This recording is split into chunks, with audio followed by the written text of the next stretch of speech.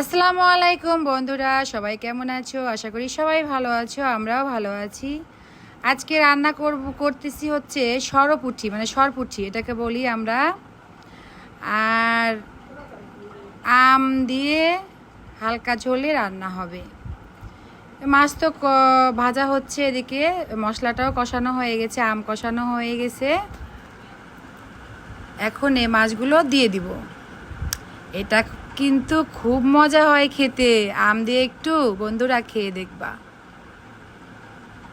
খেয়ে দেখিও আগে, তারপরে আমাকে ফিডব্যাকটা দিও কি মজাটা লাগে। হালকা নামানোর আগে দিয়ে 1 চামচ চিনি দিয়ে দিবা, তাহলে ওই টকটা থাকবে না, মজা লাগবে। দেখোই না কালারটা কি সুন্দর আসছে, মশলার তরকারিটা খুব ইয়াম্মি হবে মনে হচ্ছে। তো আমের সময় আসলে আমি মাঝে মধ্যে একটু আম দিয়ে রান্না করার চেষ্টা করি, ভালো লাগে খেতে। আমি রান্না করি, আজকে ডালও রান্না করেছি আম দিয়ে, সেই মজা হয়েছে। তো সবাই রান্না করে খেয়েও ভালো থাকো।